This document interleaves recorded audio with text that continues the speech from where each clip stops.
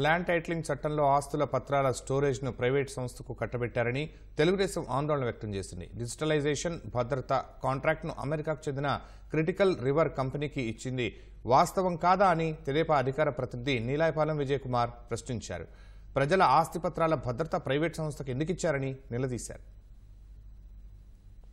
రాష్ట్రంలో మీరు తెచ్చిన భూ రక్షణ చట్టం ల్యాండ్ టైటిలింగ్ యాక్ట్ ద్వారా రిజిస్టర్ ఆఫీసులో రిజిస్టర్ చేయబడే భూ లావాదేవీల పత్రాలు, ఇళ్ల కొనుగోలు తదితర ఆస్తి పత్రాలన్నీ ఇక నుంచి స్టాంప్ పేపర్ మీద ఇయ్యము.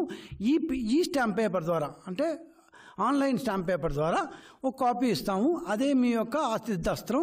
ఈ ఒరిజినల్ పేపర్లన్నీ మేము డిజిటలైజ్ చేసి దాచిపెడతాము అని చెప్పారు.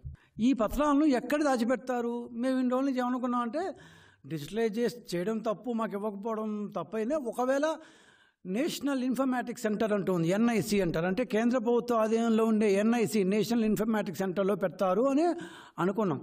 కానీ నిన్న మొన్న బయటపడిన విషయం ఏంటంటే గవర్నమెంట్కు సంబంధం లేని ప్రైవేటు వెబ్సైట్లో పెడతారంట మన పత్రాలని. ఆంధ్రప్రదేశ్ ప్రజల ఆస్తులు, ఒరిజినల్ పత్రాలు, స్టోరేజ్, డిజిటలైజేషన్, సెక్యూరిటీ అంటే దాచిపెట్టడానికి, దాన్ని డిజిటల్ రూపంలో మార్చడానికి, వాటి సెక్యూరిటీ కోసం ఒక కాంట్రాక్టర్ మీరు ఒక ప్రైవేట్ సంస్థకి ఇచ్చారంట. మాకున్న సమాచారం మేరకు క్రిటికల్ రివర్ అనే ఒక ప్రైవేట్ సాఫ్ట్వేర్ కంపెనీకి దారాదత్తం చేసినట్టుగా మాకు తెలుస్తోంది. అది మీదో కాదో అన్నది రేపటిలో మీకు సంబంధించిన వాళ్ళదో, మీ వాళ్ళదో, మన వాళ్ళదో అనే విషయం 2-3 రోజుల్లో గ్యారంటీకి బయటపడిపోతుంది. ఈ క్రిటికల్ రివర్ టెక్నాలజీస్ ఏంటి అంటూ కొంత పరిశోధన చేస్తే ఈ సంస్థ ఇండియాలో అసలు లేదండో. ఈ సంస్థ ఉండేది అమెరికాలో ఉంది. ఆ సంస్థ బ్రాంచ్ ఆఫీస్ కూడా హైదరాబాద్లో మాదాపూర్లో ఉంది. ఆంధ్రప్రదేశ్ అయితే అసలు లేదండి. ప్రజల ఆస్తులకు సంబంధించి, భద్రతకు సంబంధించిన అతి కీలకమైన ఆస్తి పత్రాలని ఒక ప్రైవేట్ సంస్థకి మీరు ఇస్తున్నారని ఖచ్చితంగా రూఢీగా తెలుస్తోంది. అసలు ఒక ప్రైవేట్ సంస్థకి ప్రజల ప్రైవేట్ ఆస్తులను ఇవ్వచ్చా?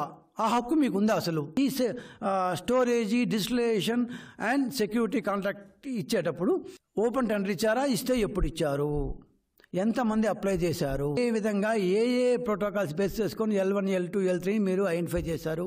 వాళ్ళ యొక్క ట్రాక్ రికార్డ్ ఏ విధంగా అసెస్ చేశారు? అసెస్మెంట్ ప్రోటోకాల్స్ ఏంటి? వీళ్ళకి ఇవ్వచూపిన ఫీజు ఎంత? ఫ్రీగా చేయరు కదా. ఎంత ఫీజు మీరు ఇవ్వచూపారు? ఇది ఒక్కొక్క డాక్యుమెంట్కి ఇంత అని ఇస్తారా, లేకపోతే మొత్తం సంవత్సరానికి మన వాళ్ళే అయితే ఇంత అని చెప్పేశారా? ఫిక్స్డ్ ఫీజు అన్నారా? ఏ బేసిస్ మీద ఇచ్చారు? సో ఇది క్రిటికల్ రివర్ అనే సంస్థకి మీరు కాంట్రాక్ట్ ఇవ్వడానికి, ఈ ఆస్తుల యొక్క పత్రాలు ఇవ్వడానికి సంబంధించిన ఒక 4 క్వశ్చన్లు అండి.